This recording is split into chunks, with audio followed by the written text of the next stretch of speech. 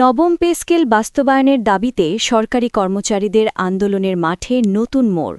অবশেষে দীর্ঘ অপেক্ষার পর কঠোর কর্মসূচির ডাক দিল বাংলাদেশ সরকারি কর্মচারীর দাবি আদায় ঐক্য পরিষদ। প্রিয় সরকারি চাকুরিজীবী ভাই ও বোনেরা, আজকের সকালের আপডেট নিউজে আপনাদের স্বাগতম। যারা আমাদের চ্যানেলে নতুন তারা এখনই চ্যানেলটি সাবস্ক্রাইব করুন, আর হ্যাঁ, অবশ্যই কমেন্ট করে জানাবেন আপনারা কে কোন জেলা থেকে আমাদের ভিডিওটি দেখছেন। তবে চলুন কথা না বাড়িয়ে আজকের সর্বশেষ সংবাদটি জেনে নিন। দীর্ঘদিন ধরে আলোচনার টেবিলে সমাধানের অপেক্ষা করার পর এবার রাজপথে নামার সিদ্ধান্ত নিয়েছে কর্মচারীদের এই বৃহৎ জোট। চলতি জানুয়ারি মাস থেকেই নবম পে স্কেল বাস্তবায়নের এক দফা দাবিতে আগামী শুক্রবার ১৬ জানুয়ারি সারা দেশে একযোগে প্রতীকী অনশন কর্মসূচি পালনের ঘোষণা দেওয়া হয়েছে। এই কর্মসূচির মাধ্যমে দেশের ২২ লক্ষ সরকারি চাকুরিজীবী তাদের বঞ্চনা ও দাবির কথা সরকারের উচ্চ মহলে পৌঁছে দিতে চান। আজ শনিবার ১০ জানুয়ারি ছিল সরকারি কর্মচারীদের আন্দোলনের জন্য একটি অত্যন্ত গুরুত্বপূর্ণ দিন। বিকেল ৩টে রাজধানীর একটি মিলনায়তনে বাংলাদেশ সরকারি কর্মচারী দাবি আদায় ঐক্য পরিষদের ব্যানারে ১২টি বিভিন্ন কর্মচারী সংগঠন ও দপ্তর ভিত্তিক সংগঠনের শীর্ষ নেতৃবৃন্দ এক জরুরি বৈঠকে মিলিত হন। দীর্ঘ সময় ধরে চলা এই রুদ্ধদ্বার বৈঠকে বর্তমান পে কমিশনের কার্যক্রম, দ্রব্যমূল্যের ঊর্ধ্বগতি এবং মাঠ পর্যায়ের কর্মচারীদের চরম হতাশার চিত্র তুলে ধরা হয়। আলোচনা শেষে সর্বসম্মতিক্রমে রাজপথে নামার সিদ্ধান্ত গৃহীত হয়।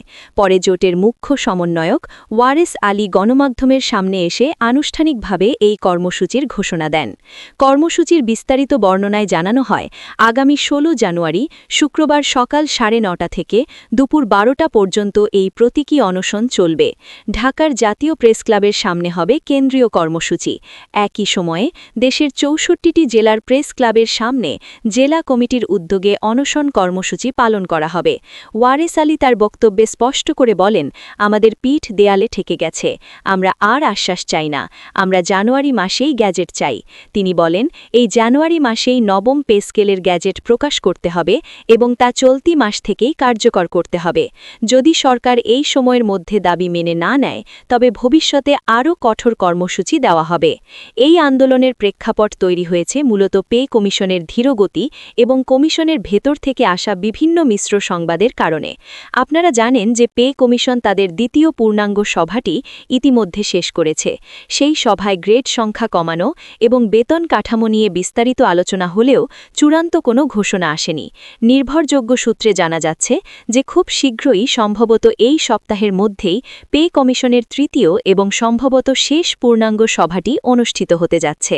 শোনা যাচ্ছে আগামী ২১ জানুয়ারি তারিখের মধ্যেই পে কমিশন তাদের সকল কার্যক্রম গুছিয়ে এনে চূড়ান্ত রিপোর্ট বা সুপারিশমালা অর্থ উপদেষ্টার কাছে হস্তান্তর করবে। কমিশনের এই শেষ মুহূর্তের কাজের উপর চাপ সৃষ্টি করতেই মূলত এই প্রতীকী অনশনের ডাক দেওয়া হয়েছে। বৈঠক সূত্রে জানা গেছে, পে কমিশনের আলোচনায় সর্বনিম্ন বেসিক বেতন নির্ধারণের জন্য ৩টি প্রস্তাবনা বা অপশন রাখা হয়েছে। এগুলো হল ২১,০০০ টাকা, ১৬,০০০ টাকা এবং ১৪,০০০ টাকা। অর্থাৎ চতুর্থ শ্রেণীর একজন কর্মচারীর চাকরিতে প্রবেশের সময় মূল বেতন এই তিনটির যে কোনো একটি হতে পারে। এর মধ্যে ১৪,০০০ টাকার প্রস্তাবটি কর্মচারীরা ঘৃণা ভরে প্রত্যাখ্যান করেছেন। ১৬,০০০ টাকার প্রস্তাবটিও বর্তমান বাজারের সাথে সামঞ্জস্যপূর্ণ নয় বলে মনে করছেন নেতারা। সবার চোখ এখন ২১,০০০ টাকার প্রস্তাবের দিকে। যদি সর্বনিম্ন বেসিক ২১,০০০ টাকা নির্ধারণ করা হয় এবং ১:৮ বা ১:৮ অনুপাতে বেতন কাঠামো সাজানো হয়, তবে কর্মচারীদের দীর্ঘদিনের প্রত্যাশার অন্তত ৪০ থেকে ৪৫% পূরণ হবে বলে ধারণা করা হচ্ছে। কর্মচারী নেতারা বলছেন, বর্তমানে একজন ২০তম গ্রেডের কর্মচারী যে বেতন পান তা দিয়ে মাসের ১০ দিনও চলা সম্ভব নয়। তাই ২১,০০০ টাকা বেসিক হলে তার সাথে বাড়ি ভাড়া, চিকিৎসা ভাতা ও অন্যান্য ভাতা মিলিয়ে মাস শেষে একটি সম্মানজনক অঙ্ক হাতে আসবে, যা দিয়ে কোনো মতে সংসার চালানো যাবে।